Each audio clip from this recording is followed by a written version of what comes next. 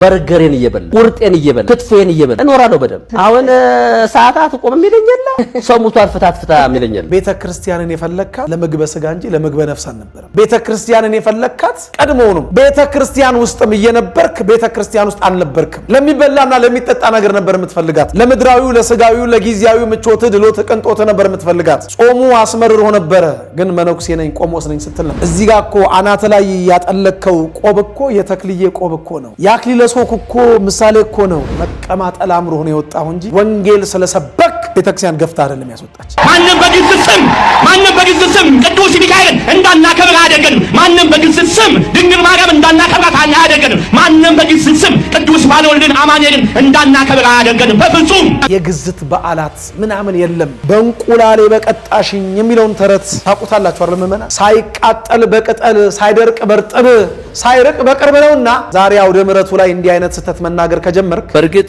እዛው ሆኜ በሰብክ ደስ ይለኝ ነበር አላስቀመጡኝም እግዚአብሔር ይባርካቸው ገፍተው በጌታ እጅጣሉኝ የሰበኩት ወንጌል ሳይሆን ወንጀል ስለሆነ እኔ እነዚህ ገፉን የሚሉ ሰዎች ግራ እየገባኝ መጥቷል አሁን እኔ መግፋት የሚባለው ገፍቶ ማስወጣት መጣ አባለበልህ ባጨጓሬ እግዚአብሔር ብቻ ልብ ይስጥህ ተሽሯል ይላል የሚናገሩ የብሉይ ኪዳኑ ታቦት እንደ ተሻረ ይናገራል ታቦቱ ተሽሯል ካልን መሰዊያው ተሽሯል ካልን መስዋዕቱም ስጋና ደሙም ተሽሯል ማለት ነው አያስኬድም ልብሱ እኔ ተካሻ ላይ በመውጣቱ ድለኛል እኔን ማግኘቱ ወንጌል የሚሰብክ ሰው ማግኘቱ ከመርካቶ ገበያ የሚሸጠውን ሰናፊሉን ቀሚሱን ቆቡን ለምን አስኬማውን አይሆን መስቀሉን ገዝተው የለበሱትን ሰዎች በሙሉ መነኮሳት ካህናት ብለው የሚያምን ኦርቶዶክሳዊ አለ ብለ ከገመት ሳስታ ነጭ ጋውን ልብስ የለበሰ ሁሉ ዶክተር ነው ብለን የሕክምና ምክር ምን ጠይቅ ሞኞች አይደለም ቤተክርስቲያን ከአናት ጠግሯ እስከ ግር ጥፍሯ ድረስ የምትሰብከው ወንጌል ነው የምትሰብከው ኢየሱስ ክርስቶስን ነው ነገር ግን ኢየሱስ ክርስቶስ እውነተኛው የባህሪ አምላክ ከሚመለክባትና ከሚሰበክባት ቅድስት ኦርቶዶክሳዊ ቤተክርስቲያን የማይሆን ልዩ ወንጌል ስትሰብኩ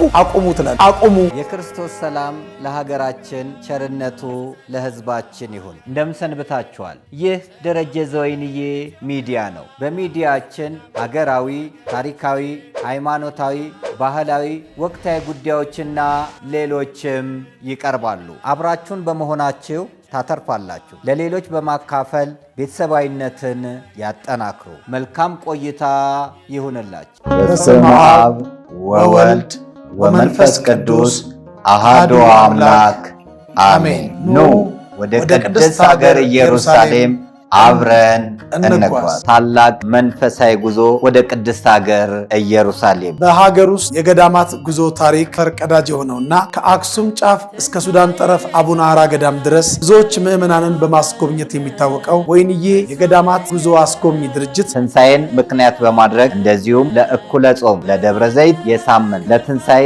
የ14 ቀን ጉዞ ወይንዬ አስጎብኝ ድርጅት አዘጋጅቷል አምላካችን መድኃኒታችን ኢየሱስ ክርስቶስ የተወለደበትን ቤተልሔም የተጠመቀበትን ዮርዳኖስ ያደገበትን ናዝሬት የተሰቀለበትን ቀራንዮን ዳግም ለፍርድ እንደሚመጣ የገለጸበትን ቦታ ደብረ ዘይትን እንዲሁም ብርሃነ መለኮቱን የገለጸበትን ደብረ ታቦር ወደ ኢያሪኮ ይዘልቁና የኤልሳን ምንጭ ተጎንጭተው ተራራውን ገዳመ ቆሮንጦስን ያያሉ ይህም ብቻ አይደለም 14ቱን ፍኖተ መስቀልን መስቀል ተሸክመው በቅድስት ሀገር ኢየሩሳሌም ይጓዛሉ አልዓዛር ከሞት የተነሳበትን ቢታንያንም እንዲሁ ይመለከታሉ የኤማውስ መንገደኞች መሃላቸው ተገኝቶ የባረካቸውንም ኤማውስንም ያያሉ የቅዱስ ጊዮርጊስ ክቡር አጽሙ ያለበትን ስፍራ ልዳንም ይመለከታሉ እመቤታችን ቅድስት ድንግል ወላዲተ አምላክ ያረፈችበትንም ስፍራ መቃብሩ ባዶ የሆነውንም ጌቴሴማኒን ያያሉ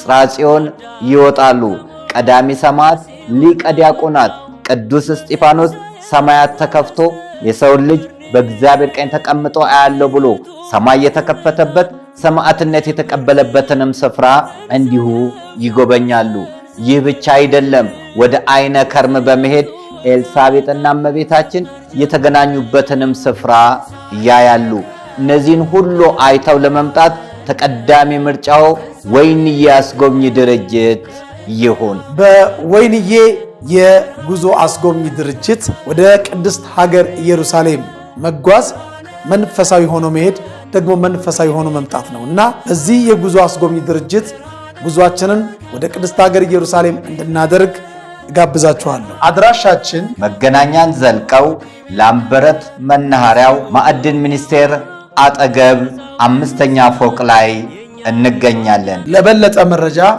ስልክ ቁጥራችን፣ አድራሻችን ከስር ተጽፎ ያገኙታል። ወይንዬ አስጎብኚ ድርጅት። ኢየሩሳሌም ሆይ ብረሳሽ ቀኜ ትርሳሽ። በስመ አብ ወወልድ ወመንፈስ ቅዱስ አሐዱ አምላክ አሜን። የእግዚአብሔር ልጆች፣ የእመቤታችን የቅድስት ድንግል ማርያም የአስራት ልጆች እንደምን ሰነበታችሁ? እግዚአብሔር አምላካችን የምንነጋገርበትን የወንጌልን ምስጢር ለእኔም ለእናንተም በቸርነቱ ይግለጥልን። እንደተለመደው ዛሬም በሁለት አበይት ርዕሰ ጉዳዮች መጥተናል። ሁለቱም በስልጣነ ክህነት ቤተ ክርስቲያንን ያገለገሉ የነበሩ ናቸው። አንደኛው አሁንም እያገለገሉ ያሉ ይመስሉኛል። እንግዲህ አንደኛው ከቤተ ክርስቲያን ወጥተዋል። ቆሞስ ነበርኩ ነው የሚሉት። ከቤተ ክርስቲያን ወጥተዋል እና ሰሞኑን ልክ እንደ ዘርፌ ትንሽ ማህበራዊ ድረገጽ ላይ ቲክቶክ ላይ ኢንተርቪው ከሚያደርጋቸው ከአንድ ወንድም ጋራ የኢትዮጵያ ኦርቶዶክሳዊ ተዋሕዶ ቤተክርስቲያንን በተመለከተ አንዳንድ ነገሮች ሲናገሩ ሰምቻቸዋለሁ እና ያው እኔ ወንዱ ዘርፌ ብያቸዋለሁ። እንግዲህ የወንዱ ዘርፌን መጀመሪያ ሐሳብ ከቪዲዮ ላይ እሳቸው የተናገሩትን ሰምተን እንመጣለን። እኔ ግን ወጥቻለሁ። እንዴት ወጡ? በቃ እኔ የእግዚአብሔር ጸጋ በስቶልኝ ነው። እኔ እንግዲህ በእርግጥ እዛ ሆኜ በሰብክ ደስ ይለኝ ነበረ፣ አላስቀመጡኝም። እግዚአብሔር ይባርካቸው። ገፍተው በጌታ እጅ ጣሉኝ። እነሱ ባይገፉኝ ኖሮ አሁን የምሰብከውን ወንጌል አልሰብክም። በነፃነት እንደዚህ መስበክ አልችልም። አሁን እኮ ተፈትቼ በጣም ነው የምሰብከው። እዛ ውስጥ በሆነ አሁን መዳን በሌላ በማንም የለም ብዬ ሰብካለሁ እንዴ? አይቻልም። ይህንን መስበክ የምትችለው ወጥተህ ነው። እንግዲህ እንዳየነው ነው። በጣም ብዙ ነገር ነው የተናገሩት። ከተናገሩት ነገሮች ውስጥ ያው ቤተክርስቲያን እሳቸውንም ስለ ኢየሱስ ክርስቶስ ወንጌል በመስበካቸው ገፍታ በጌታ እጅ ላይ እንደጣለቻቸው ተናግረዋል። ቤተክርስቲያን እሳቸው ወንጌል ሲሰብኩ ደስተኛ ስላልሆነች እንዴት ወንጌል ይሰብካሉ ብላ በምቀኝነት ተነስታ ገፍታ እንዳስወጣቻቸው ከራሳቸው አንደበት ሰምተናል። እኔ እነዚህ ገፉን የሚሉ ሰዎች ግራ እየገባኝ መጥቷል። አሁን እኔ መግፋት የሚባለው እንደዚህ መሰለኝ፣ እንደዚህ ገፍቶ ማስወጣት መጣል። ቤተክርስቲያን ወንጌል የምትሰብክ ሰባኪን የማትወድ ቤተክርስቲያን ስለ ኢየሱስ ክርስቶስ የሚዘምሩ ዘማሪያንን የምትገፋ እንደሆነች እንግዲህ ሰሞኑን ሰምተናል። እኔ በጣም የሚደንቀኝ ነገር ማለት ነው፣ በነገራችን ላይ ወንጌል ስለሰበኩ ነው ተገፍቼ የወጣሁት፣ ስለ ኢየሱስ ክርስቶስ በመዘመሬ ነው የወጣሁት የምትሉ ሰዎች ግን አይምሯችሁ ይሰራል? ጤነኛ ናችሁ እንዴ? እናንተ አውደ ምሕረት ላይ እኮ ከመውጣታችሁ ዘማሪ ሰባኪ ከመሆናችሁ እኮ በፊት እንዴ እነ በኩረ መዘምራን ኪነ ጥበብ ወልደ ቂርቆስ እኮ ስለ ኢየሱስ ክርስቶስ ይዘምሩ ነበር። ለምን አልተገፉ? ትዝ አይላችሁ? አልፋና ኦሜጋ ፈጣሪ ሆንክ በከሃዲዎች ፊት ተይዘህ ቀረብክ እያሉ እኮ ዘምረዋል።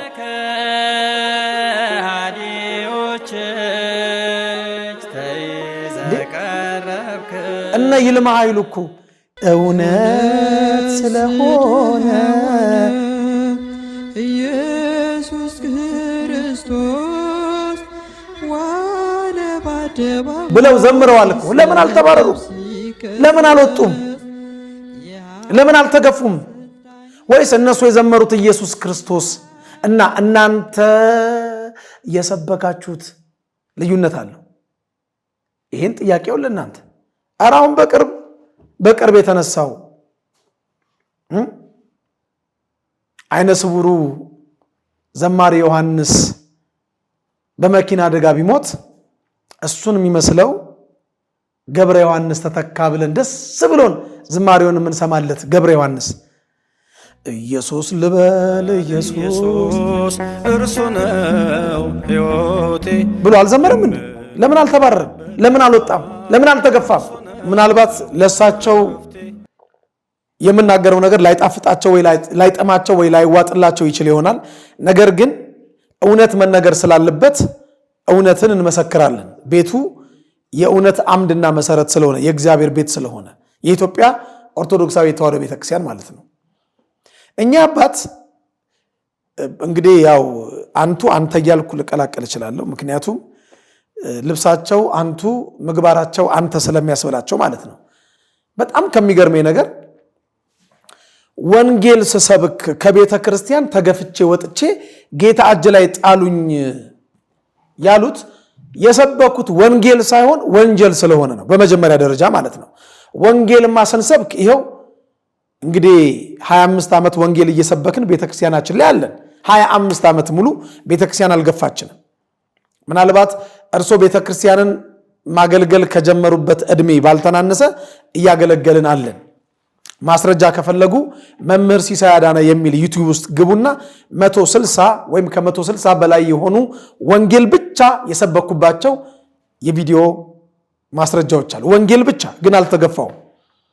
ቤተክርስቲያን ወንጌል የሚመስል ልዩ ወንጌል ስትሰብኩ ግን መጀመሪያ መልስ ትሰጣችኋለች። ተዉ ትላችኋለች። ተዉ፣ ይሄ መጽሐፍ ቅዱሳዊ አስተምህሮ አይደለም።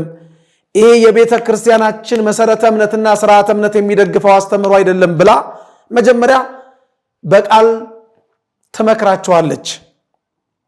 እናንተ ደግሞ ወንጌል የምትሉትን ቤተ ክርስቲያን ወንጌል አይደለም ወንጀል ነው፣ መጽሐፍ ቅዱሱ ደግሞ ወንጌል ሳይሆን ልዩ ወንጌል ይለዋል።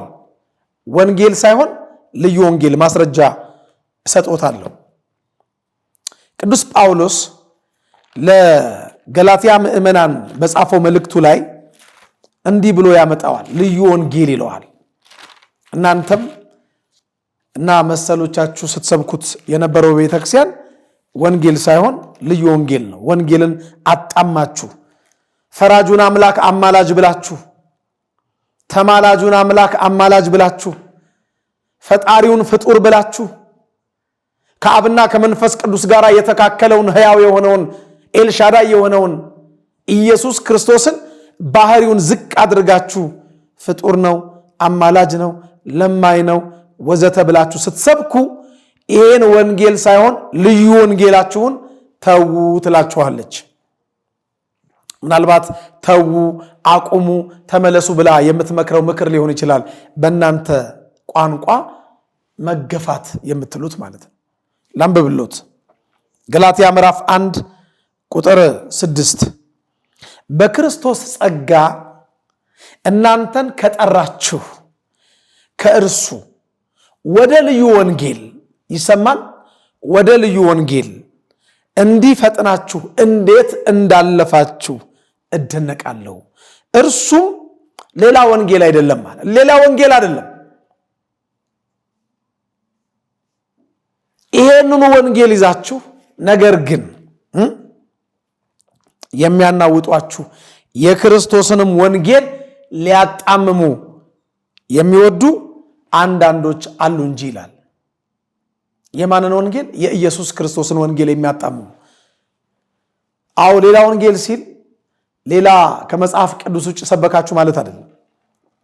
ነገር ግን ወንጌል የሚመስል ወንጌል የሚመስል ግን ወንጌል ያልሆነ እያጣመማችሁ ሰዎችን ከእምነት ወደ ክደት የምታጣምሙ አገልጋዮችን ቤተክርስቲያን ወንጌል አይደለም ወንጀል ነው የምትሰብኩት ተዉ ትላችኋለች። ምናልባት ይሄ አባባሏ በእናንተ ቋንቋ መግፋት የሚል ስያሜ ሊያሰጣት ይችላል። ቤተክርስቲያን ማንንም እንደማትገፋ ከዚህ በፊት ተናግሬያለሁ። ቤተክርስቲያን አቃፊ እንጂ ገፊ አይደለችም። ነገር ግን ይሄን ልዩ ወንጌላችሁን ስትሰብኩ አቁሙ ትላለች። ኢየሱስ ጌታ ነው ብዬ በመስበኬ አሉ ለቤተ ክርስቲያን እኮ ጌታ ብቻ አይደለም የምትለው፣ የጌቶች ጌታ፣ የነገስታት ንጉስ፣ የአማልክት አምላክ፣ የኃያላን ኃያል ብላ ትሰብከዋለች። ቤተ ክርስቲያን ከአናት ጠጉሯ እስከ እግር ጥፍሯ ድረስ የምትሰብከው ወንጌል ነው፣ የምትሰብከው ኢየሱስ ክርስቶስን ነው። ነገር ግን ኢየሱስ ክርስቶስ እውነተኛው የባህሪ አምላክ ከሚመለክባትና ከሚሰበክባት ቅድስት ኦርቶዶክሳዊ ቤተ ክርስቲያን የማይሆን ልዩ ወንጌል ስትሰብኩ አቁሙ ትላለች። አቁሙ። ይሄ ደግሞ ተፈጥሯዊ ነው።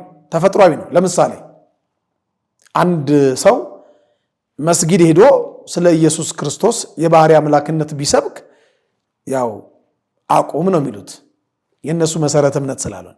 አንድ ሰው የይሖዋ ምስክር ወይም ጆቫ ዊትነስ አማኞች ቤተ እምነት ሄዶ ኢየሱስ ክርስቶስ ፈጣሪ ነው፣ ኢየሱስ ክርስቶስ የባህሪ አምላክ ነው ብሎ ቢሰብክ አቁም ይሉታል፣ የነሱ መሰረተ እምነት ስላልሆነ ማለት ነው። ወይም የነሱ ዶግማቸው ስላልሆነ ኢየሱስ ክርስቶስን ፍጡር ብለው ስለሚያመልኩ የነሱ መሰረተ እምነት ወይም ዶግማ ያልሆነውን ሲሰብኩ ያስቆማሉ።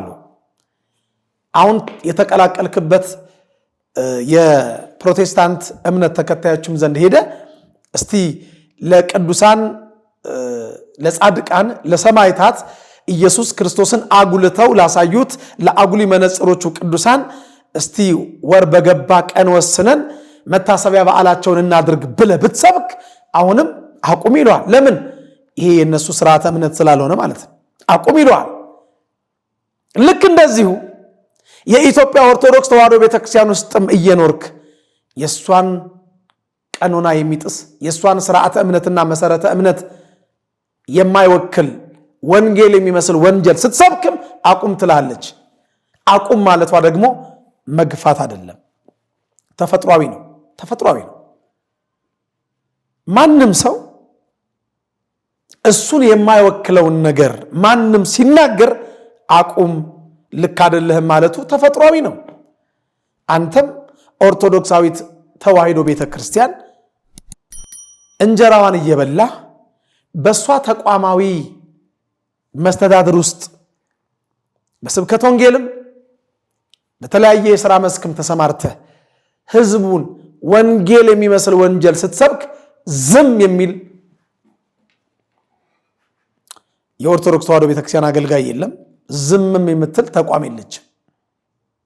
ምናልባት ይህን ማድረጓ ገፋችኝ፣ ገፍታ በጌታ እጅ ጣለችኝ ላልከው መልሳችን ይሄ ነው። አልገፋንም፣ መልስ ግን ሰጣለች። ወንጌል ስለሰበኩ ነው። ወንጌል የሰበከን የምታባረር ቅድስት ኦርቶዶክሳዊት ቤተክርስቲያን ብትኖር ኖሮ አንዱ ተባራሪ እኔ ነበርኩ።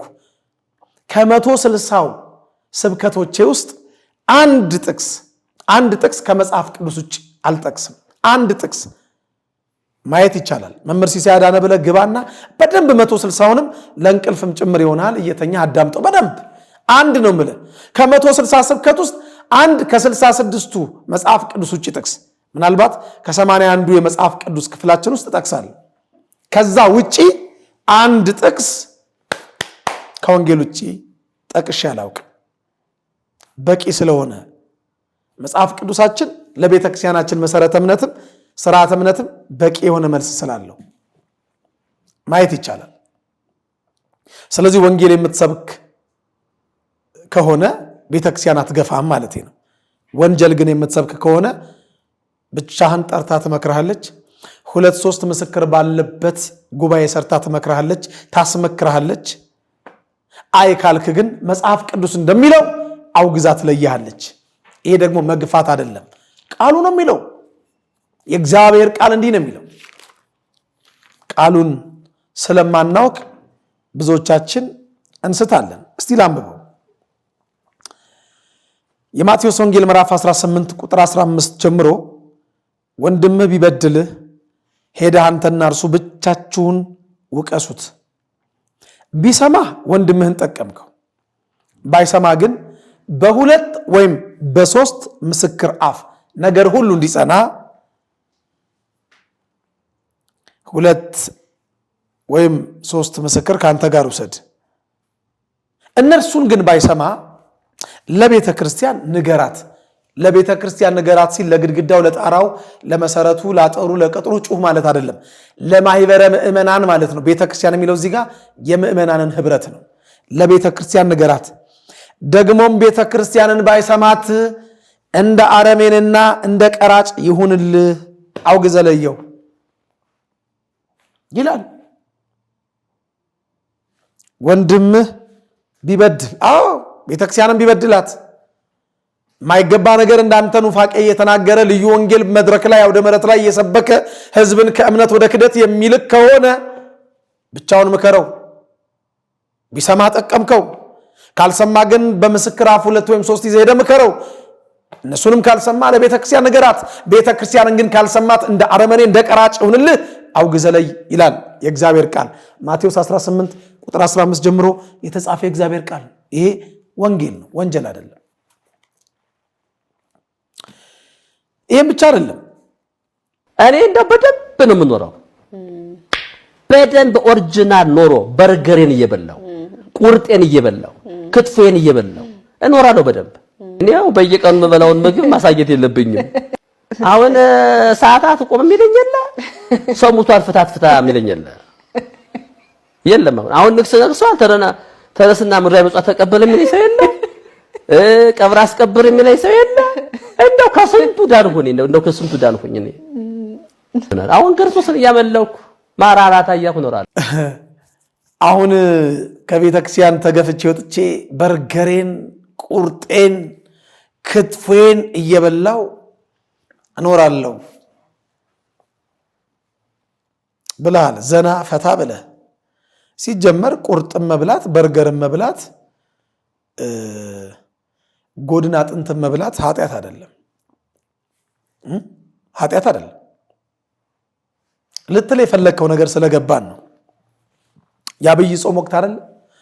አሁን ጾም የለም ጾም የሚለኝም የለም ብለዋል። አንተም አሁን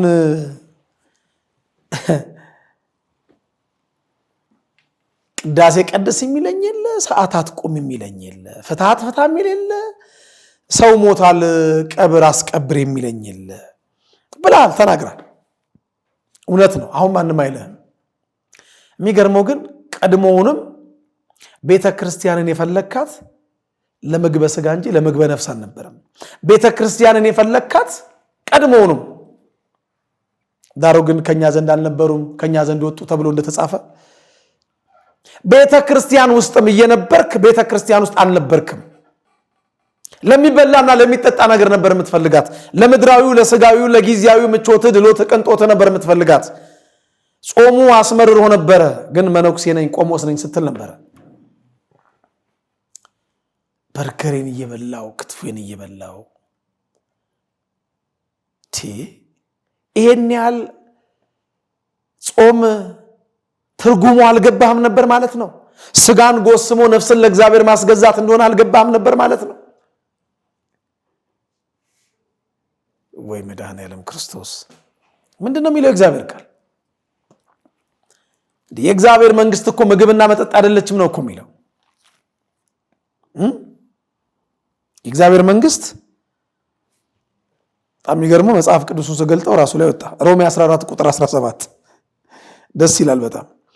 የእግዚአብሔር መንግስት ጽድቅና ሰላም በመንፈስ ቅዱስም የሆነ ደስታ እንጂ መብልና መጠጥ አይደለችም ነው የሚለው ሮሜ 14 ቁጥር 17። እንዴ እዚህ ጋር እኮ አናተ ላይ ያጠለከው ቆብ እኮ የተክልዬ ቆብ እኮ ነው። የጻድቁ አባት ያቡነ ተክለ ሃይማኖት ቆብ እንዴ የአክሊለ ሦክ እኮ ምሳሌ እኮ ነው። እኔ ለዓለም ሙት ነኝ ዓለም በኔ ዘንድ ሙትናት እኮ ብለህ እኮ ነው የመነኮስኩ የቁም ግንዝ ተገንዘ ማለት እኮ ነው። አልገባንም እኛ ለበርገሩ ለጮማው ለክትፎ ለጎረድ እኮ መመንኮስህን ቀድሞ ብትነግረን ኖሮ እንደምንም እሱን ፈቅደንልህ እንደው በአፍንጫ እስኪወጣ አብልተንህ የኑፋቄ ትምህርትን ይሄ ልዩ ወንጌል እያጣመም ከምትሰብከውን ግን ተው ብለን እንደምንም ከቤተክርስቲያን ትንሽ ገለል እናደርግ ነበር። ትንሽ የመነኮስከው እንኳን ለምን እንደሆነ ያላወቅ ሰውዬ ወንጌል ስሰብክ ነው ተገፍቼ ወጣሁት ትላለህ። በጣም ይገርመው ደግሞ እንደው ወንጌል የሚሰብክ ሰው እንዴት ሆዳቸው አምላካቸው ክብራቸው በነውራቸው የሚለው ጥቅስ እንዴት እሱ ይጠፋዋል? እንዴት ስለ በርገር ስለ ምናምን ታነሳለህ? ስለ ሆድ ማለት ነው። እንዴት መንፈሳዊነትን ከሚበላና ከሚጠጣ ነገር ጋር እኩል አድርገህ ሚዛን ላይ ታስቀምጣለህ? በጣም የምትገርም አባ ልበልህ አባ ጨጓሬ እግዚአብሔር ብቻ ልብ ይስጥህ። ግራ ገብቶኛል። አንቱም እያልኩ ማወራው ትንሽ ስላበሳጨህ ነው። ሆዳቸው አምላካቸው ነው፣ ክብራቸው በነውራቸው ነው፣ ሐሳባቸው ምድራዊ ነው ይላል ቅዱስ ጳውሎስ። ያንተ አይነቱን ማለት ነው። ሳይገባውና ሳይገባው የመነኮሰውን ማለት ነው። ሳይገባው የሃይማኖት ጉዳይ ነው። የሃይማኖት ጉዳይ ሳይገባ ስርዓተ ምንኩስና የተፈጸመል ሳይገባ ነበረ። ስለ ምንኩስና ሳታውቅ መነኮስክ። ፊልጵስዩስ ምዕራፍ 3 ቁጥር 18 ጀምሮ ላንብብልህ። ብዙዎች ለክርስቶስ መስቀል ጠላቶች ሆነው ይመላለሳሉ፣ አንዱ አንተ ነህ። ብዙ ጊዜ ስለ እነርሱ አልኳቸው አለ ቅዱስ ጳውሎስ። አሁንም እንኳን እያለቀስኩ ላለው መጨረሻቸው ጥፋት ነው። ሆዳቸው አምላካቸው ነው፣ ክብራቸው በነውራቸው ነው፣ ሐሳባቸው ምድራዊ ነው አለ። በቃ እንዴ መነኮሳት እኮ ምድራዊ ሐሳብ ሳይሆን ሰማያዊ ሐሳብ ያላቸው ናቸው። ስጋዊ ሐሳብ ያላቸው ሳይሆን መንፈሳዊ ሐሳብ ያላቸው ናቸው። ምድራዊ ሐሳብ ያላቸው ሳይሆን ሰማያዊ ሐሳብ ያላቸው ናቸው። ጊዜያዊ ሐሳብ ያላቸው ሳይሆኑ እውነተኞቹ መነኮሳት ዘላለማዊ ሐሳብ ያላቸው ናቸው። በርገሬን የሚሉ አይደሉም፣ ቁርጤን እያሉ የሚቀማጠሉ ቅምጥሎች አይደሉም። ቅምጥሊቱ ግን በሕይወቷ ሳለች የሞተች ናት ይላል። እንዳንተ ማለት ነው። መቀማጠል አምሮ ሆነ የወጣው እንጂ ወንጌል ስለሰበክ ቤተክርስቲያን ገፍታ አይደለም ያስወጣች።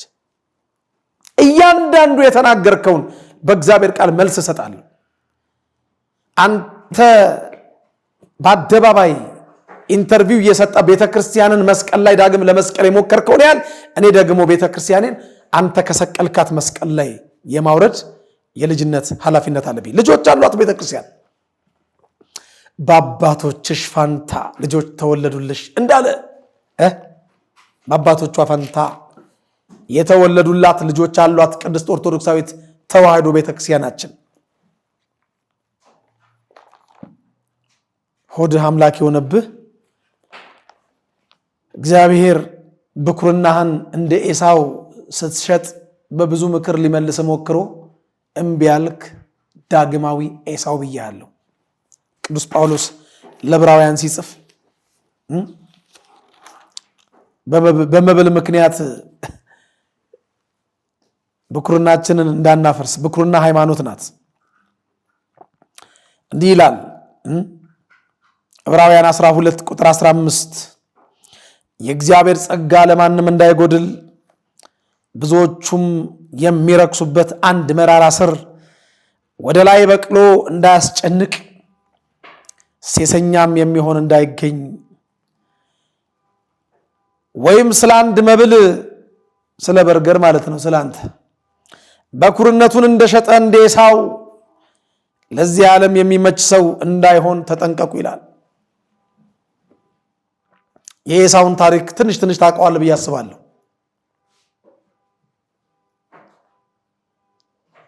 ብኩርናውን የሸጠው በምስር ወጥ ነው። ብኩርናውን ያቃለለው በምስር ወጥ ነው። ስለ ቁራሽ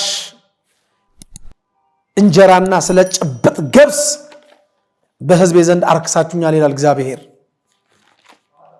ብዙዎች አሉ እንዳንተ ስለ ጭብጥ ገብስና ስለ ቁራሽ እንጀራ ሃይማኖታቸውን የለወጡ ማይተባቸውን የበጠሱ አርያ ክህነታቸውን ሳይጠብቁ የምንኩስናቸውን ቆብ ያወለቁ የቁም ግንዝ ተገንዘው ለዓለም ሙት ነኝ ካሉ በኋላ ውሻ ወደ ትፋቱ እንደሚመለስ እንዲሁ ወደ ዓለም የተመለሱ ለእግዚአብሔር ጀርባቸውን ለዓለም ፊታቸውን የሰጡ ዘመናውያን ዴማሶች የዓለም ብርቅርቅታና ብልጭልጭታ የሳበቻቸው በርገሩና ጎድን ጥብሱ የሳባቸው ክትፎና የቅቅል አጥንቱ የጎተታቸው ብዙዎች ናቸው። እግዚአብሔር ልብ እንዲሰጥህ ወደ ቀድሞ ሃይማኖት እንዲመልስህ ከዛም እኛ አክብረን አባ እንድንልህ ይርዳን። ወገኖቼ ብዙዎች የእግዚአብሔርን ቃል ባለማወቅ በምግብ ምክንያት በቁራሽ እንጀራና በጨበጥ ገብስ ምክንያት ሃይማኖታቸውን የለወጡ ብዙዎች ናቸው። ትንቢተ ሕዝቅኤል ምዕራፍ 13 ቁጥር 19 ላይ ላንብብልህ። ስለ ጭብጥ ገብስና ስለ ቁራሽ እንጀራ በሕዝቤ ዘንድ አርክሳችሁኛልና ይላል። ሕዝቅኤል 13 ቁጥር 19 ላይ ይህንን ቃል መመልከት ይቻላል። ስለዚህ በርገሬን ላልከው የቤተ ክርስቲያኒቷ መልስ ይህን ይመስላል። ሌላ ብቻ አይደለም። እንግዲህ ከኦርቶዶክስ ቤተክርስቲያን ከወጡ ለምንድን ነው የሚለብሱት? ለምን ይለብሳሉ ነው አሉ። ምን ምላሽ አለ? እንኳን ልብሱን ገና ሰውን እኮ ልናስወጣ ነው ገና። በዚህ ልክ ተጨካክነናል እንዴ? ለምን መሰለህ?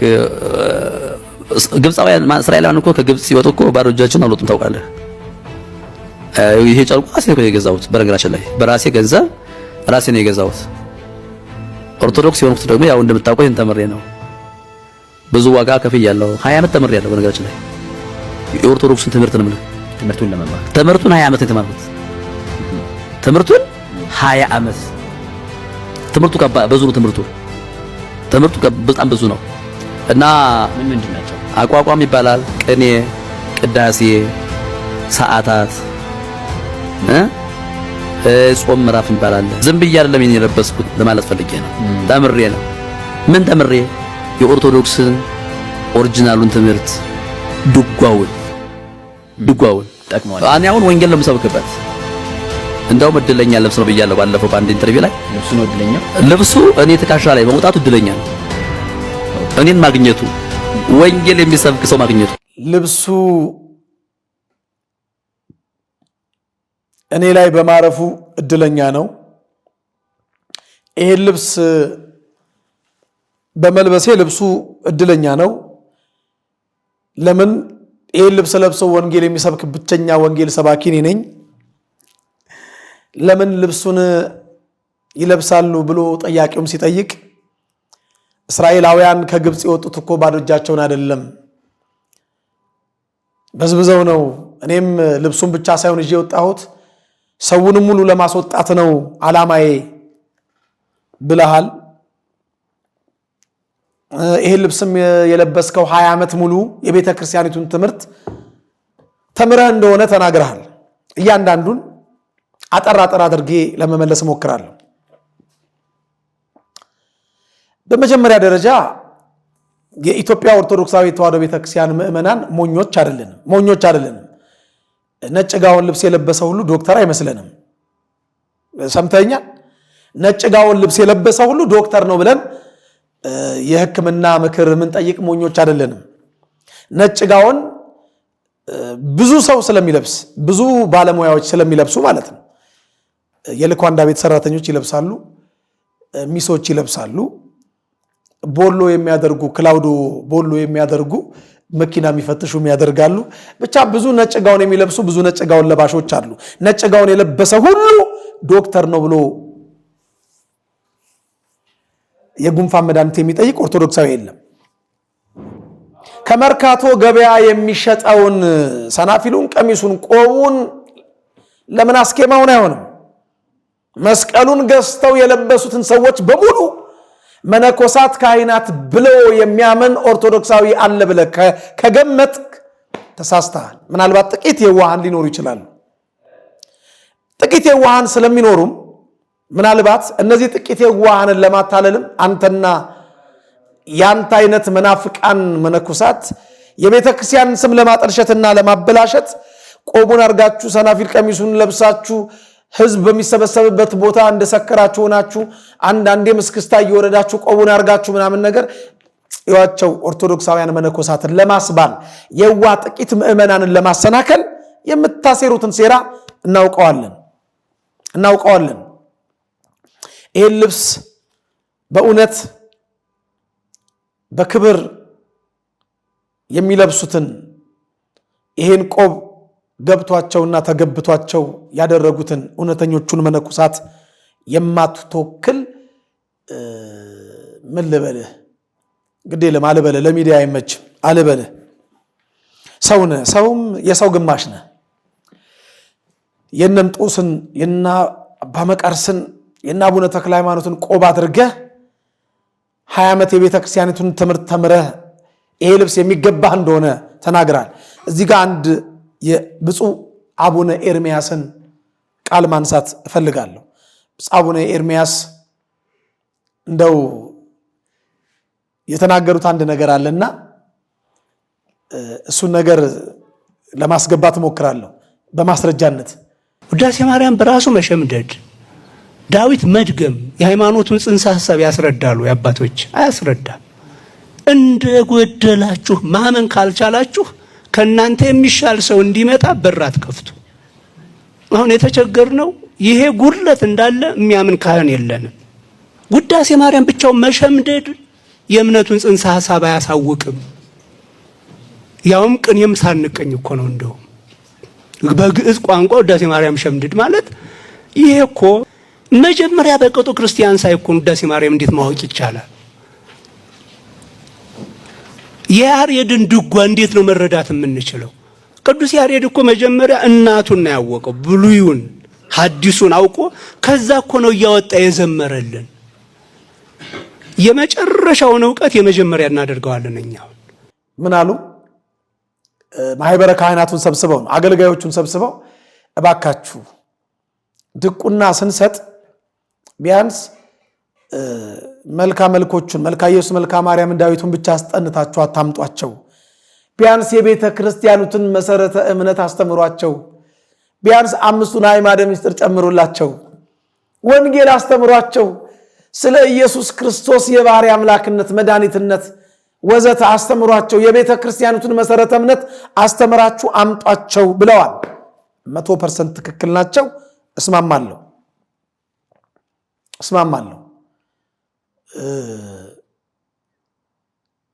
የብዙ አገልጋዮች ችግርም ይሄ እንደሆነ ብፁዕ አባታችን ጠቅሰው ተናግረዋል። በቃ ስልጣን ይጨመራል፣ ዕውቀት ግን አይጨምርም ብለዋል። ድቁና ላይ ሲቀበል ያለው ዕውቀት ያችኑ አይጨምራትም። ከዛ በኋላ ምናልባት አሁን አንተ እንዳልከው ድጓውን፣ ጾመ ድጓውን፣ አቋቋሙን፣ ዜማውን፣ ቅኔውን ይጨምራል። ወደ ወንጌል ግን ትንሽ ሳይመጣ እስከ ቤተ ክርስቲያኒቱ የመጨረሻ የስልጣን እርከን ላይ ይደርስና ከዛ በኋላ አፉን ማላቀቅ ይጀምራል። እንዳንዳንዶቹ ማለት ነው። ድንግል ማርያም ወላዲት አምላክ ቤዛዊት ዓለም አትባልም እንዳሉት ማለት ነው። ያችሁ ከድቁና የነበረችው ዕውቀታቸው ጵጵስና ድረስ ትሄድና ከዛ በኋላ የበሉትን ማክሳት ይጀምራል። አንተም 20 ዓመት ሙሉ ስትማር ጥቂት የእግዚአብሔርን ቃል ተምረህ ቢሆን ኖሮ አሁን የምትለውን ባላልክ ነበረ እላለሁ። በሙሉ ልብ ብፁዕ አባታችን አቡነ ኤርሚያስ እድሜዎትን ያርዝምልን። ውሃ ሽቅብ አይፈስም፣ እኔም እርሶን አልመርቅም። ግን የተናገሩት ንግግር በሀገረ ስብከቶት የሀገረ ስብከቱን የጽሕፈት ቤት ሰራተኞች የሀገረ ስብከቱን አስተዳዳሪ የአጥቢያ ቤተክርስቲያኑን ሰብስበው ማህበረ ካህናቱን ሰብስበው የተናገሩት ነገር እውነት ስለሆነ እግዚአብሔር እድሜዎትን ያርዝምልን ብለን እንመኛለን። ስለዚህ ልብሱ ሳይሆን እድለኛ አንተ ነህ እድለኛ።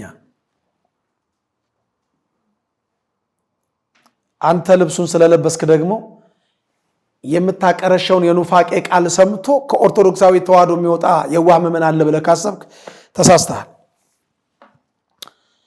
ይሄን ብቻ አይደለም። ታቦት በብሉይ ኪዳንና በአዲስ ኪዳን ምን ይመስላል? እስቲ ከእርሷ አንደበት ልስማ። በብሉይ ኪዳን ነበረ አይደለ? በብሉይ ኪዳን ነበረ። አሁን በአዲስ ኪዳን ደግሞ ያው ሐዋርያው ጳውሎስ የሚናገረው ነገር አለ። እኔ እኮ አይደለም የጻፉት፣ ሐዋርያው ጳውሎስ ነግሮናል፣ አስተምሮናል። ሁለተኛ ቆሮንቶስ ላይ ስታነብ ታገኘዋለህ። ምዕራፍ 3 ከቁጥር 3 ጀምሬ ላንብበው። እናንተም በያው እግዚአብሔር መንፈስ እንጂ በቀለም አይደለም፣ ሥጋ በሆነ በልብ ጽላት እንጂ በድንጋይ ጽላት ያልተጻፈ ነው የሚለው። በብሉይ ኪዳን የተጻፈው በድንጋዩ ላይ ነበር። አሁን በአዲስ ኪዳን ግን የተጻፈው በእኛ ልብ ላይ ነው። አሁን ተሽሯል እያለ ነው የሚናገረው። የብሉይ ኪዳኑ ታቦት እንደተሻረ ይናገራል። በመጀመሪያ ደረጃ ታቦቱ ተሽሯል ካልክ እንግዲህ የብሉይ ኪዳኑ ተሽሮ ከሆነ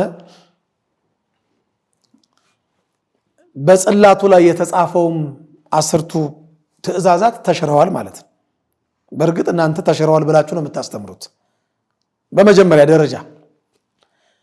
ለምን የብሉይ ኪዳኑ ታቦት ነው ያልከው? የብሉይ ኪዳኑ ታቦት ተሽሯል። ትንሽ ስለ ብሉይ ኪዳኑ ታቦት ለምእመናን እንደው ለጠቅላላ ዕውቀት ትንሽ መናገር እፈልጋለሁ። ታቦት ማለት ማሂደር ወይም ማደሪያ ማለት ነው። አሁን ቤተ ሀደረ ከሚለው የግዕዝ ግስ የወጣ ቃል ምናምን ብዬ ለአንተ አልነግርህም፣ ትንሽ ስለምታውቀው ማለት ነው። ለምእመናን ግን ታቦት ማለት ማሂደር ወይም ማደሪያ ማለት ነው። ጽላት ለሁለትና ከሁለት በላይ ለሆኑ ለብዙ ጽላት የሚለው ስም ይሰጣል። አንድ ግን ከሆነ ጽሌ ይባላል። ጽላቱ ላይ የእግዚአብሔር 10ቱ ቃላት ተጽፈዋል በብሉይ ኪዳን። ስለ ብሉይ ኪዳኑ ታቦት ነው የምናወራው። በአንዱ 5 10ቱ ትእዛዛት ተጽፈዋል።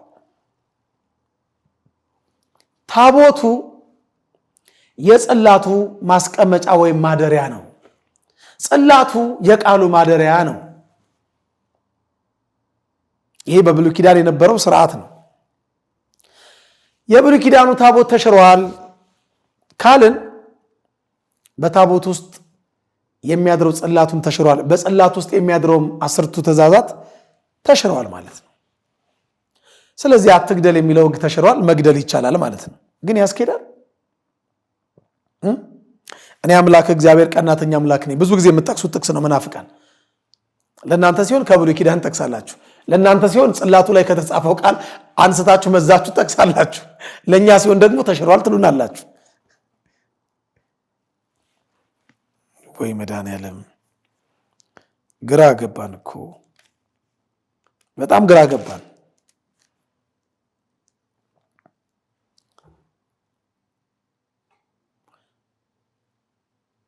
የአዲስ ኪዳኑ ታቦት ከብሉይ ኪዳኑ ጋር በአይነት ይለያል። ቁመቱ ወርዱ ይለያል።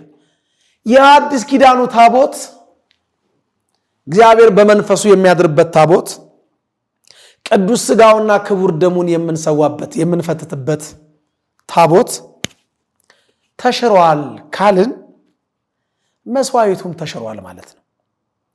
መሰዊያው ከተሻረ መስዋዕቱም ተሽሯል፣ አያስፈልግም ማለት ነው። በብሉይ ኪዳኑ ታቦት ይሰዋ የነበረው መስዋዕት ተሽሯል። የበጎች፣ የጥጆች፣ የዋኖስ የርግቦች ደም አይፈስም። አሁን በአዲስ ኪዳን ስርዓቱ የሞት አገልግሎት የሚለው የነበረው ቅዱስ ጳውሎስ ይሄንን ነው። የሞት አገልግሎቱ የሞት አገልግሎት ስለነበረ ማለት ነው። ይሄ ተሽሯል። በጣም የሚገርመው እንመጣበታለን። በተለይ ቅዱስ ጳውሎስ ዕብራውያን ምዕራፍ 9 ቁጥር 11 ላይም የተናገረው ቃል አለ።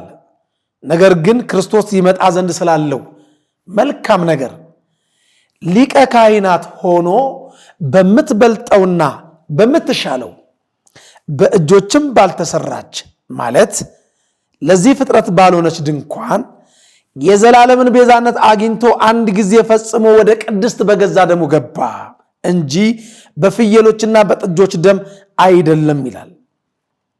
ያ የፍየሎች፣ የኮርማዎች፣ የፍየሎች፣ የጥጃዎች ደም በረከሱት ላይ የተረጨ የጊደር አመድ ስጋን ለማንጻት የሚቀድሱ ከሆኑ ነውር የሌለው ሆኖ በዘላለም መንፈስ ራሱን ለእግዚአብሔር ያቀረበ የክርስቶስ ደም እንዴት ይልቅ ሕያውን እግዚአብሔርን ልታመልኩ ከሞተ ሥራ ሕሊናችሁንም ያነጻ ይሆን ይላል። አሁን አንድ ጊዜ ለሁል ጊዜ ወደ ቅድስተ ቅዱሳን በገዛ ደሙ ይዞት የገባውን ኪዳን እያሰበች ቤተክርስቲያን በመሰዊያው ላይ የምትሰዋው ቅዱስ ሥጋውና ክቡር ደሙን ነው። ነፍስ የተለየው መለኮት የተዋሃደውን የአምላክ ቅዱስ ሥጋና ክቡር ደም ነው። ታቦቱ ተሽሯል ካልን፣ መሰዊያው ተሽሯል ካልን መስዋዕቱም ሥጋና ደሙም ተሽሯል ማለት ነው። ግን አያስኬድም። የምን መሰዊያ ካላችሁ ደግሞ እዛው ዕብራውያን 13 ቁጥር 10 ላይ መሰዊያ አለን ይላል። አዎ አለን። መጽሐፍ ቅዱሳዊ ነን እኛ። መስዋዕቱ ቅዱስ ሥጋውና ክቡር ደሙ የሚሰዋበት መሰዊያ አለን። ህቡ ስሙ የተጻፈበት፣ አልፋ ኦሜጋ የሚለው ስሙ የተጻፈበት፣ ጉልበት ሁሉ ለስሙ ይንበርከኩ የሚለው የኢየሱስ ክርስቶስ ስም የተጻፈበት የአዲስ ኪዳን ታቦት። በአዲስ ኪዳን ጽላቱም ታቦቱም አንድ ነው፣ ታቦት ነው ይባል። እንደ ብሉይ ኪዳኑ ታቦቱ የጽላቱ ማደሪያ አይደለም፣ አገልግሎቱም ይለያል። ወገኖቼ ላንብብላችሁ እስቲ። ቅዱስ ጳውሎስ ዕብራውያን 13 ቁጥር 10 ላይ ነው መሰዊያ አለን ይላል። መሰዊያ አለን። አዎ ከእርሱ ሊበሉ ድንኳኒቱን የሚያገለግሉ መብት የላቸውም ይላል። አዎ ተረፈ መስዋዕቱን ሊበሉ ካህናቱ መብት የላቸውም? አላቸው። በጣም የሚገርመኝ ታቦቱ ተሽሯል በአዲስ ኪዳን። ጭራሽ ስለ ሙሴ ፊት የተነገረውን ቃል ስለዚያ ስለተሻረው ስለ ፊቱ ክብር የሚለውን ቃል አጣማ አንጋዳ አወላግደ ታቦቱ እንደተሻረ አድርገው ሁሉ አቅርበሃል። የሙሴ የፊቱ ክብር ነው የተሻረው እንጂ ታቦቱ አይደለም የተሻረው። ትኩር ብለው መመልከት እስኪሳናቸው ድረስ የሙሴን ፊት ለምን 40 ቀንና 40 ሌሊት ከእግዚአብሔር ጋር ሙሴ በሲና ተራራ ጽላቱን ሊቀበል ስለነበረ ከእግዚአብሔር ጋር ሲነጋገር የነበረው ሙሴ ፊቱ እንደ ፀሐይ አበራ። የሙሴን ፊት ማየት እስራኤላውያን አልቻሉ። ተሸፈንልን ሁሉ አሉት እኮ በመጋረጃ። ይህን አላነበብከውም? በጣም በሚገርምና በሚደንቅ ሁኔታ ማለት ነው።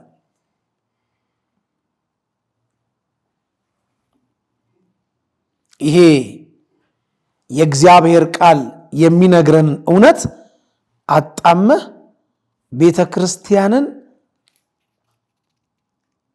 አሁን ታቦት ብላ የተቀበለችውን ታቦት የተሻረ መጽሐፍ ቅዱሳዊ እንዳልሆነ አስመስለህ ለመናገር ያደረከው ነገር ትዝብት ውስጥ ከቶሃል። ከትዝብት ውጪ ሌላ ምንም ነገር አታተርፍም።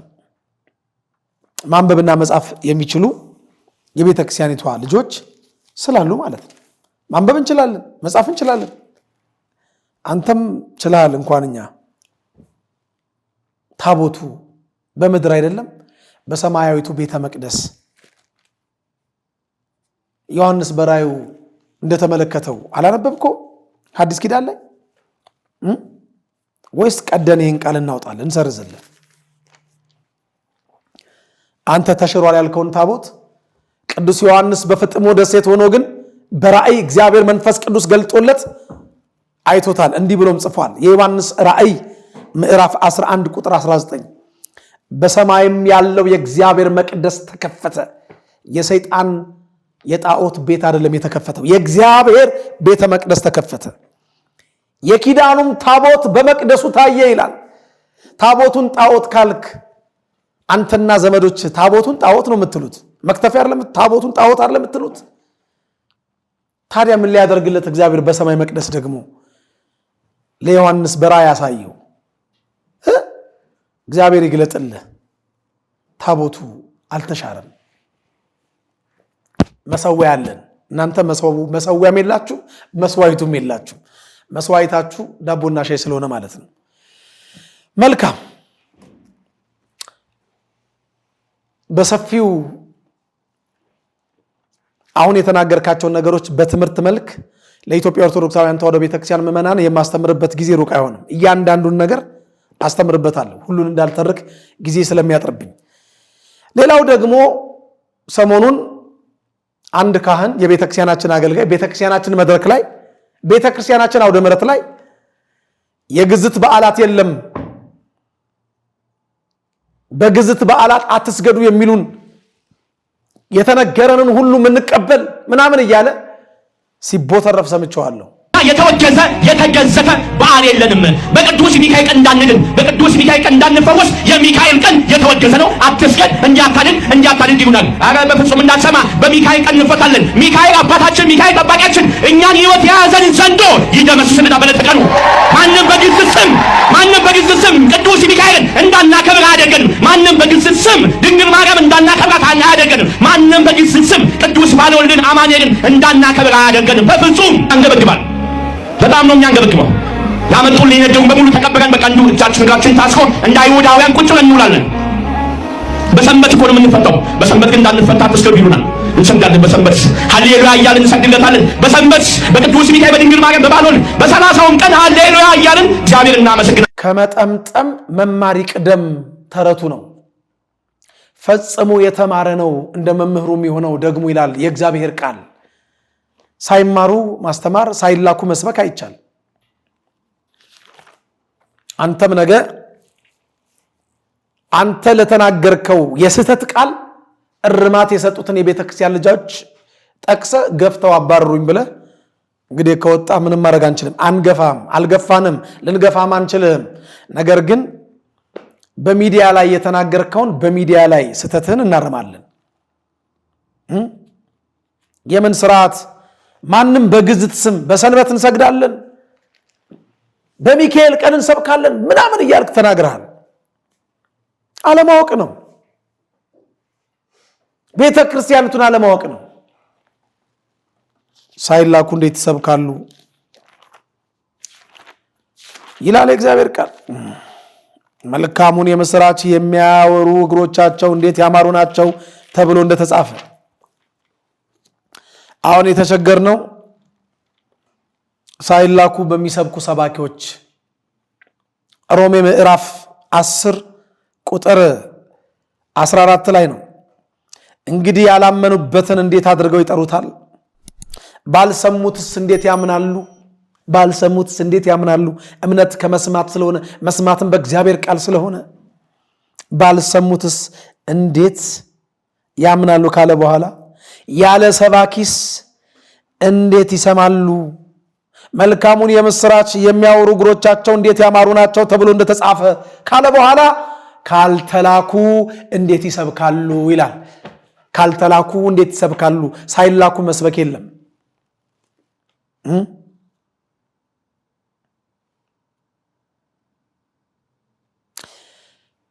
ቅድስት ቤተ ክርስቲያናችን የሥርዓት ቤት ናት። መጽሐፍ ቅዱሱ ሁሉ በሥርዓትና በአግባብ ይሆን ይላል። አንደኛ ቆሮንቶስ ምዕራፍ 14 ቁጥር 40 ሁሉ በሥርዓትና በአግባብ ይሆን። ይህም ብቻ አይደለም። ቅዱስ ጳውሎስ ሥርዓታችሁንና የእምነታችሁን ጽናት እያየው ደስ ይለኛል ይል ነበረ። ወንድሜ ምንም እንኳን በሥጋ ከእናንተ ጋር ባልኖር አለ በመንፈስ ከእናንተ ጋር ነኝ። አዎ በሥጋ ከኛ ጋር ባይኖርም በመንፈስ ግን ከኛ ጋር ነው። ሥርዓታችሁንና በክርስቶስ ያለውን የእምነታችሁን ጽናት እያየው ደስ ይለኛል ይላል። ሥርዓታችሁ ቆላሲስ ምዕራፍ 2 ቁጥር 5 ቆላሲስ ምዕራፍ 2 ቁጥር 5 ይሄም ብቻ አይደለም። አሁን አንተ በሰንበት አትስገዱ፣ የግዝት በዓል የሚባል የለም፣ ከዓመት እስከ ዓመት ስገዱ ያልከውን ፍትሐ ነገሥታችን አንቀጽ 14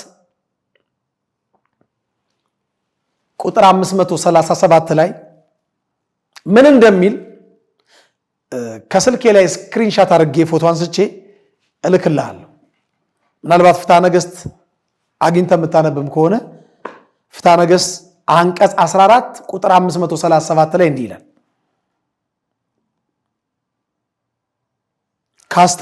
አስተብርኮ መቼም ታውቃለህ፣ ካርድኖ ስግደት ውጪ በሰንበት በእመቤታችን ዕለት በበዓለ 50 ስጋው ደግሞ ከተቀበሉ በኋላ ስግደት የለም ይላል። ይሄ ነው እንግዲህ በዓላት እንዴት ማክበር እንዳለብን መጻሕፍት ላይ የተጻፉት። በበዓለ 50 አይሰገድም። በሊቀ መላእክት በቅዱስ ሚካኤል ዕለት፣ በእመቤታችን በቅድስት ድንግል ማርያም በወላዲተ አምላክ ዕለት፣ በባለ ወልድ ዕለት ለምንድን ነው የማይሰገደው? በጥቂቱ ላስቀምጥላችሁ። ለምሳሌ በ12 ቅዱስ ሚካኤል እናስባለን። ቀንን የሚያከብር ለጌታ ብሎ ያከብራል ይላል ሮሜ 14 ቁጥር 6። ቀን የምናከብረው ቀንን ስለምናመልክ አይደለም። የቅዱሳን የጻድቃን መታሰቢያ ቀን የምናከብረው የጻድቅ መታሰቢያ ለበረከት ነው ተብሎ ስለተጻፈ ነው። ምሳሌ 10 ቁጥር 7 ምሳሌ 10 ቁጥር 7። በ19 ቅዱስ ገብርኤል እናስባለን። በ13 ሩፋኤል እናስባለን። ሌሎቹ መላእክት እንደዚሁ እናስባለን። ጠቅለል ተደርጎ የመላእክት አለቃ ስለሆነ ሊቀ መላእክት ቅዱስ ሚካኤል መላእክትን ሁሉ ወክለን በ12 ስግደት ባለመስገድ፣ ላብ የሚያወጣ ስግደት ባለመስገድ መላእክትን እናከብራለን። ክብር ለሚገባው ክብር ስጡ ስለሚል ሮሜ 13 ቁጥር 7 ሮሜ 13 ቁጥር 7 ክብር ለሚገባው ክብር እንሰጣለን። በ3 በ1 በ16 ወዘተ ደግሞ በ21 የድንግል ማርያምን በዓላት እናከብራለን። ልደታ ለማርያም ብለን፣ በዓታ ለማርያም ብለን፣ ኪዳነ ምሕረት ብለን ወዘተ። ልክ እንደዚህ ሁሉ በ21 ጠቅለል አድርገን የድንግል ማርያም የወላዲተ አምላክን በዓላት ላብ የሚያወጣ የሚያፈስ ድካም ያለበትን ድካም የሚፈጥረውን ስግደት ባለመስገድ ክብር ለሚገባት ለድንግል ማርያም በ21 ባለመስገድ እናከብራታለን። እሷም ከፍጡራን ሁሉ በላይ ስለሆነች ነው ቀን ወስነን ባለመስገድ የምናከብረው። ሊቀ መላእክት ቅዱስ ሚካኤል ከመላእክት ሁሉ በላይ የመላእክት አለቃ ስለሆነ ነው ቀን ወስነን ክብር ለሚገባው ለቅዱስ ሚካኤል ባለመስገድ፣ ላብ የሚያፈስ ስግደት ባለመስገድ ካርኖ ካስተብርኮ ውጪ ማለት ነው። ይህም ብቻ አይደለም። የጌታችን የመድኃኒታችን የኢየሱስ ክርስቶስ ነገር ደግሞ አይነገርም። እሱ የአማልክት አምላክ ነው፣ የጌቶች ጌታ ነው፣ የነገስታት ንጉሥ ነው፣ የኃያላን ኃያል፣ የባለጠጎች ሁሉ ባለጠጋ፣ ማንም ሊቀርበው በማይችል ብርሃን ውስጥ የሚኖር ሰማይ ዙፋኑ ምድር የእግሩ መረገጫ የሆነችለት ገናና አምላክ ከአብና ከመንፈስ ቅዱስ ጋር የተካከለ እግዚአብሔር ወልድ ፍጥረታትን ሁሉ የፈጠረ ሁሉ ከእርሱ ሁሉ ለእርሱ ሁሉ በእርሱ የተከናወነለት ጌታ ነው። ስለዚህ በ29 ደግሞ ለሱ ክብር ላብ የሚያፈስ ስግደት አንሰግድም። ገባ? መልካም። ይህም ብቻ አይደለም።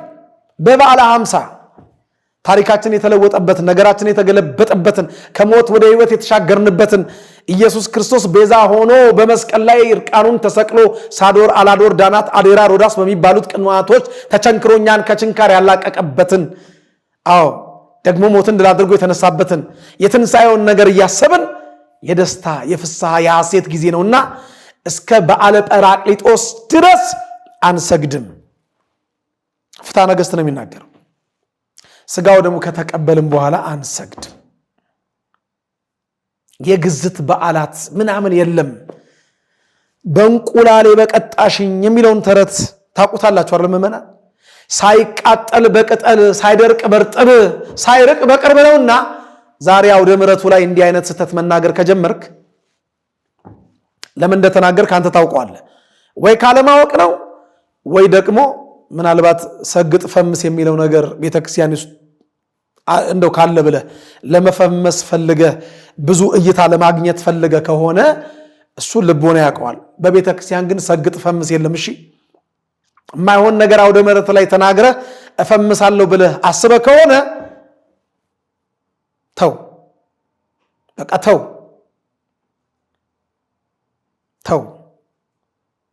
እንዲህ አይነት የስህተት ትምህርት እንዳታስተምር። እንዲህ ደፍሬ የምገስጽህ ያለ ስርዓት የሚሄዱትን ገስጿቸው ስለሚል ነው የእግዚአብሔር ቃል። እያንዳንዱ የምናገረውን አውቀዋለሁ። እያንዳንዱ ለምናገረው መጽሐፍ ቅዱሳዊ ማስረጃና መረጃ አስደግፌ መናገር የምችል ሰው ነኝ። ቁጭ ብዬ ተምሬያለሁ ከአባቶቼ እግር ስር፣ ከመምህራን እግር ስር ቁጭ ብዬ አፌን ሞልቼ ደረቴን ነፍቼ እናገራለሁ። ምንም ውዳሴ ከንቱ ፍለጋ አይደለም። ያለ ስርዓት የሚሄዱትን ገስጿቸው ይላል። አነበዋለሁ። አንደኛ ተሰሎንቄ ምዕራፍ 5 ቁጥር 14 ወንድሞች ሆይ እንመክራችኋለን፣ ያለ ስርዓት የሚሄዱትን ገስጿቸው፣ ድፍረት የሌላቸውን አጽኗቸው፣ ለደካሞች ትጉላቸው ይላል የእግዚአብሔር ቃል። ከስርዓት የወጣውን አንተም ብቻ አይደለም ማንም ይሁን የቤተ ክርስቲያኒቱ ትልቅ የጵጵስና ማዕረግ ላይ የደረሰ ይሁን አይመለከተኝም። በፕትርክናም ደረጃ ይሁን የኢትዮጵያ ኦርቶዶክሳዊ ተዋሕዶ ቤተክርስቲያንን የሚነቅፍ የኢትዮጵያ ኦርቶዶክሳዊ ተዋሕዶ ቤተክርስቲያንን ስርዓተ እምነትና መሰረተ እምነት ቀኖናዋን የሚጥስ ንግግር ስሰማ ዝም ብዬ የምቀመጥበት አይምሮ የለኝም፣ ህሊና የለኝም። እናገራለሁ። የአባቶቼ ልጆች ነኝ። ታሪክ የምተርክ ብቻ ልጅ አይደለሁም። ታሪክ ሰርቼ መሞት የምፈልግ ሰው ነኝ።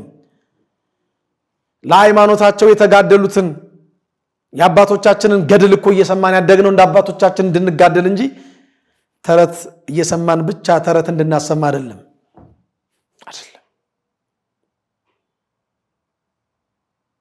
ከስህተት ተመለስ። ቤተክርስቲያናችን የሥርዓት ቤት ናት። ከዚህ በኋላ እንዲህ አይነት ስህተቶች ካያችሁ እባካችሁ አገልጋዮች እንደኛ ወጣችሁ ተናገሩ። ቤተክርስቲያኒቷን የምታገለግሉ ከኛ በላይ ጸጋ ያላችሁ፣ ከኛ በላይ ዕውቀት ያላችሁ፣ ከኛ በላይ ስልጣነ ክህነት ያላችሁ፣ ከኛ በላይ በብዙ ቤተክርስቲያኒቷን ያገለግላችሁ የምታገለግሉ እንድታገለግሉ የተሾማችሁ ማህበረ ቅዱሳንንም ጨምሮ ነው ይህንን መልእክት ማስተላለፈው። እኔ ማህበረ ቅዱሳንን የማውቀው እንደዚህ አይደለም። አሁን ማህበረ ቅዱሳን ላይ ያሉት አመራሮች ወይ ከዛኛው ቤት አፋችሁን ዝጉ ተብሎ ምን እንደተደቀነባችሁ አላቅም፣ በምን እንዳስፈራራችሁ ወይም በምን እንደፈራችሁ አላቅም። ቄሱም ዝም መጽሐፉም ዝም የሚለውን ተረት ማህበረ ቅዱሳንም ዝም አይነት ሆኖብናል። ዝም ሚዲያ አላችሁ፣ ከኛ የተሻሉ በእውቀት የበሰሉ አባቶች ወንድሞች አሏችሁ። ውጡና ተናገሩ። ማንም ይሁን በሚዲያ ላይ ምዕመናንን ለማሰናከል የሚደረጉትን ድርጊቶች አውግዙ። መጽሐፍ ቅዱሳዊ መረጃና ማስረጃ እየጠቀሳችሁ መልስ ስጡ። ድሮ ታደርጉት እንደነበረው ዋጋ ክፈሉ። እስርም ከሆነ ከስራ መባረርም ከሆነ ደግሞ ካመጣው ሞትም ከሆነ መቀበል ነው። ትልና ምስጥ የሚወረውን ስጋ እስከ መቼ ተንከባክበ ነው? በመንኮራኩር $20 ሚሊዮን የለንም እንጂ ከፍለን እንደ ዴኒስ ቲቶ ማርስ ላይም ብንወጣ ሞት አይቀር። የአባቶቻችሁ ልጆቹን እንደ አባቶቻችን እንሁን። ምናልባት ማህበረ ቅዱሳን ለመንግስት ማስጊነው ተብሎ ከዚህ በፊት በዘመነ ኢህአዴግ አንዳንድ ሰርጎ ገቦችን አስርገው አስገብተውባችሁ እንደሆነም ውስጣችሁን አጥሩ። ብዙ ህዝብ የሚከታተሉ ሚዲያ እንዳላችሁ አውቃለሁ። መልስ ስጡ። ሌሎችም ማህበራት መልስ ስጡ። የተወሰኑ አገልጋዮች ናቸው ዋጋ ለመክፈል የቤተክርስቲያን ነገር የሚናገሩ የተወሰኑ በቁጥር በጣት የሚቆጠሩ። አንድ እንሁን፣ ህብረት ይኑረን። ቤተክርስቲያናችን ስትነካ ቀፎ እንደተነካ አውራንም ያድርገን።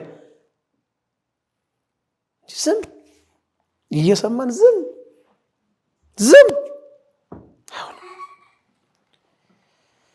አይሆንም። እንደዚህም አይሆንም። ማንም አፉን አይከፍትባትም። ቤተክርስቲያን መልስ አላት። ኦርቶዶክስ መልስ አላት። እግዚአብሔር የሰማነውን ቃል